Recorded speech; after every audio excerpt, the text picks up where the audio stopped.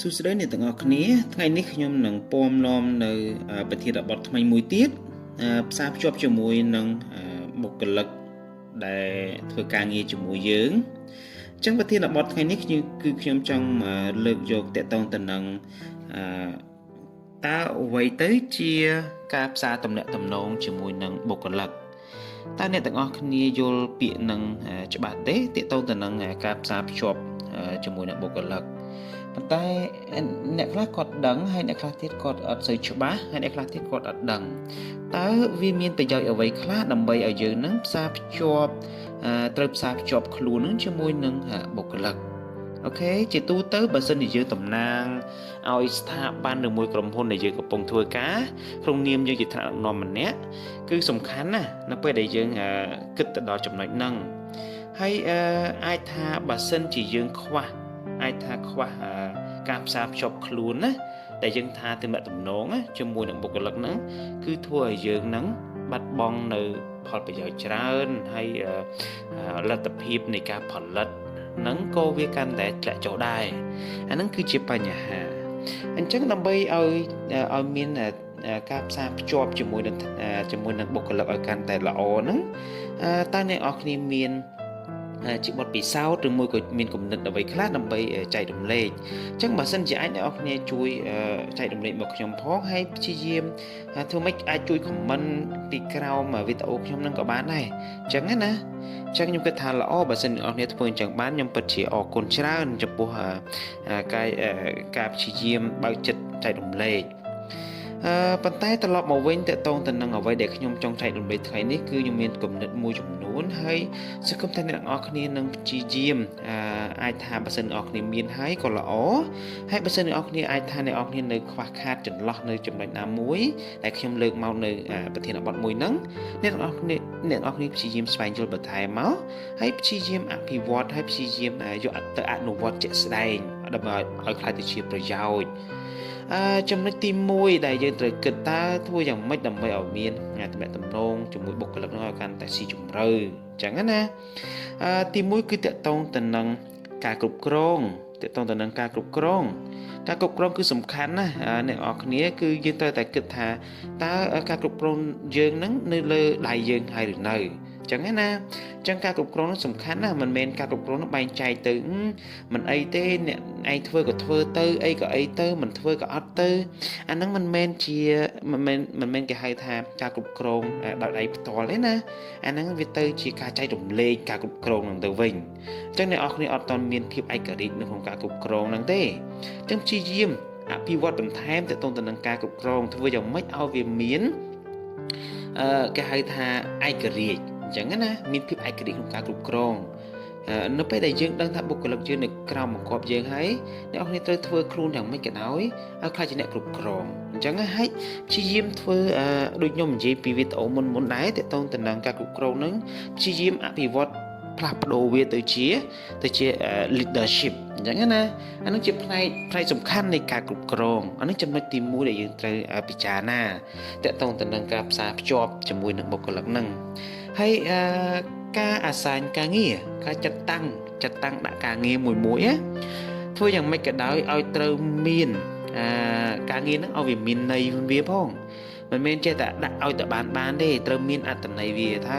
ការងារណាខ្លះដែលសំខាន់ការងារណាខ្លះដែលថាវាសំខាន់ដែរវាអាចថាកុំតើធ្វើសិនហើយចាំធ្វើពេលក្រោយដល់ពេលយើងតនេក៏បានដែរអញ្ចឹងណាអញ្ចឹងព្យាយាមធ្វើយ៉ាងម៉េចក៏ដោយដាក់តម្លៃនៃការងារមួយឲ្យមានប្រសិទ្ធភាពអញ្ចឹងព្យាយាមធ្វើអញ្ចឹងទៅហើយគាត់នឹងផ្សារភ្ជាប់ជាមួយយើងហើយបុគ្គលិកគាត់តែងតែផ្សារភ្ជាប់ហើយបើមិនយើងឲ្យតម្លៃទៅលើការងារដែលយើងផ្ដល់ឲ្យគាត់អូខេហើយចំណុចផ្សេងទៀតតកតងទៅនឹងបរិយាកាសធ្វើការបើមិនជាបរិយាកាសធ្វើការហ្នឹងបើមិនយើងអាចធ្វើឲ្យវាខ្លាយទៅជា positive ហ្នឹងគឺវិជ្ជមានធ្វើយ៉ាងម៉េចឲ្យបរិយាកាសហ្នឹងវាវិជ្ជមានកុំឲ្យស្អីក៏បញ្ហាលើកក៏បញ្ហាធ្វើនេះក៏មិនបានធ្វើនោះក៏មិនបានអញ្ចេះក៏មិនកើតអីក៏មិនកើតអញ្ចឹងណាអាហ្នឹងមិនមែន positive ទេត្រូវព្យាយាមធ្វើយ៉ាងម៉េចក៏ដោយបើសិនជាចង់ឲ្យមាន positive អ្នកនរគ្នាអាចត្រូវ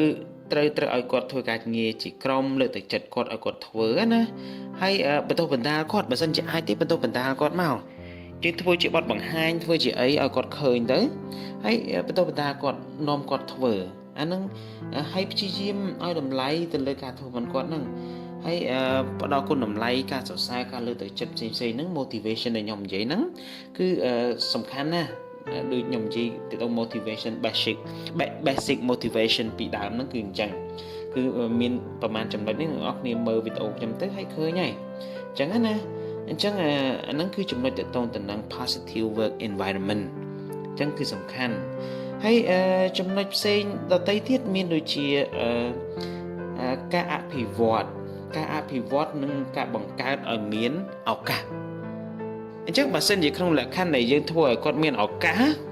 គាត់នឹងរីករាយហើយនឹងចូលរួមហើយបើសិនជាយើងឧទាហរណ៍ថាអូខេក្នុងទូនីតិឥឡូវយើងមានទូនីតិមួយតនេធំគាត់ឡើងទៅអាចថាជា simple staff ឡើងទៅ supervisor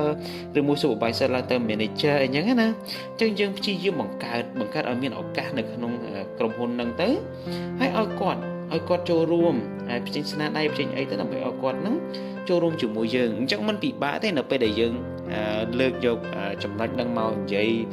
ប្រាប់នៅក្នុងក្រុមយើងអញ្ចឹងណាអញ្ចឹងគាត់នឹងធ្វើតាមហើយគាត់នឹងព្យាយាមអាចថាបើកបេះដូងបើកចិត្តដើម្បីរៀនសូត្រដើម្បីធ្វើការងារឲ្យមានប្រសិទ្ធភាពអញ្ចឹងគឺសំខាន់ណាស់ដោយស្ថាប័នមួយចំនួនខ្ញុំឲ្យតម្លៃព្រោះគាត់ព្យាយាមបង្កើតឱកាសឲ្យបុគ្គលិកគាត់ហ្នឹងទទួលបាននៅអាចថាជាឱកាសល្អច្រើនអញ្ចឹងណាខ្ញុំពិតជាមើលទៅអាចថាសប្បាយចិត្តប៉ុន្តែអាចថាស្ថាប័នផ្សេងក៏គួរតែរៀនសូត្រដែរបើសិនជាអ្នកនរគ្នាជាអ្នកដឹកនាំឬមួយក៏អាចថាអ្នកនរគ្នាគ្រប់គ្រង business ណាមួយអញ្ចឹងណាព្យាយាមធ្វើយ៉ាងម៉េចឲ្យមានឱកាសសម្រាប់បុគ្គលិកគ្នាយើងដែរមិនមែនយើងបិទសិទ្ធិគាត់ទេត្រូវផ្ដល់នៅអ្វីដែលជាឱកាសផ្សេងមិនថាតែទូនាទីទៅអាចថាជាប្រាក់ខែបំណាច់ឆ្នាំឬមួយក៏ការលើកទឹកចិត្តណាផ្សេងអញ្ចឹងណាឬមួយដាក់ភិហ៊ុនដាក់អីអញ្ចឹងទៅអាហ្នឹងទៅតាមអ្វីដែលយើងយល់ឃើញប៉ុន្តែធ្វើម៉េចក៏ដោយព្យាយាមបង្កើតឲ្យមានឱកាសអូខេហើយចុងក្រោយដែលខ្ញុំចង់លើកយកមកនិយាយព្រោះខ្ញុំនិយាយអាចថាច្រើនមួយចំនួនហើយអញ្ចឹងខ្ញុំគិតថាខ្ញុំផ្ដល់តែមួយចំណុចទៀតចុះតកតងទៅនឹង leadership ធ្វើម៉េចក៏ដោយតកតងនឹងភាពជាអ្នកដឹកនាំរបស់អ្នកនរគ្នាព្យាយាមបង្កើតអូខេព្យាយាមបង្កើតឲ្យមានជំនឿ establish trust អូខេ trust ហ្នឹងគឺសំខាន់ណាស់គឺគេថាជំនឿធ្វើម៉េចឲ្យមានទំនុកចិត្តណាឲ្យគាត់ទុកចិត្តលើយើងអូខេមិនមែនធ្វើតាមតែចិត្តយើងទេធ្វើម៉េចក៏ដោយយើងធ្វើឲ្យគាត់មានទំនុកចិត្តមកលើយើងឲ្យគាត់ពឹងពាក់លើយើងបានអញ្ចឹងអាហ្នឹងគឺសំខាន់ណាស់បើសិនអ្នកនរគ្នាអាចធ្វើអញ្ចឹងបានហើយនិយាយក៏និយាយម្ដងចេះម្ដងចោះគាត់អត់គិតថាយើងហ្នឹងមិនគួរឲ្យទុកចិត្តទេអញ្ចឹងណាអញ្ចឹងធ្វើម៉េចក៏ដោយគឺបង្កើតឲ្យមានការទុកចិត្តនឹងឲ្យបានគ្រូស្ថាប័នហ្នឹងបើសិនយើងធ្វើអញ្ចឹងបានថ្ងៃក្រោយយើងនិយាយមួយគាត់យើងពឹងគាត់ណែនាំគាត់នឹងស្ដាប់ហើយគាត់នឹង involve ជាមួយយើងហើយអញ្ចឹងemployee engagement ហ្នឹងគឺល្អប្រសើរបើសិនអ្នកនរអាចធ្វើអញ្ចឹងបានអញ្ចឹងណាអញ្ចឹងខ្ញុំមានតែប៉ុណ្្នឹងចុះហើយសង្ឃឹមថាអ្នកនរគ្នានឹងយកអ្វីដែលខ្ញុំចែករំលែកនៅថ្ងៃនេះយកទៅអភិវឌ្ឍហើយយកទៅអនុវត្តឲ្យបានស៊ីជម្រៅជាងហ្នឹងក៏បានដែរអញ្ចឹងព្យាយាមធ្វើប្រចាំថ្ងៃទៅឲ្យវាคล้ายទៅជាទម្លាប់ហើយយូរទៅអ្នកនរគ្នានឹងស៊ាំហើយអ្នកនរគ្នានឹងមានគំនិតផ្សេងទៀតអាចថាមិនមែនតែអ្វីដែលខ្ញុំចែករំលែកទេយូរទៅដូចគេថាបែកហ្នឹងមិនមែនបែកអត់ល្អទេណាមិនថាបែកយើងមានគំនិតច្រើនអញ្ចឹងណាអញ្ចឹងការគ្រប់គ្រងយើងក៏មានបែបផែនច្រើនហើយអ្វីដែលយើងចែកដែលយើងជាទម្លាប់ផងយើងពីដើមហ្នឹងវាសិតតែជាទម្លាប់ល្អជាអត់ពិសោធន៍ល្អអីចឹងទៅអញ្ចឹងអរគុណច្រើនសម្រាប់ការយកចិត្តទុកដាក់ស្ដាប់ហើយសង្ឃឹមថាអ្នកនរគ្នានឹងព្យាយាមអភិវឌ្ឍវាឲ្យកាន់តែល្អប្រសើរជាងនឹងអរគុណច្រើន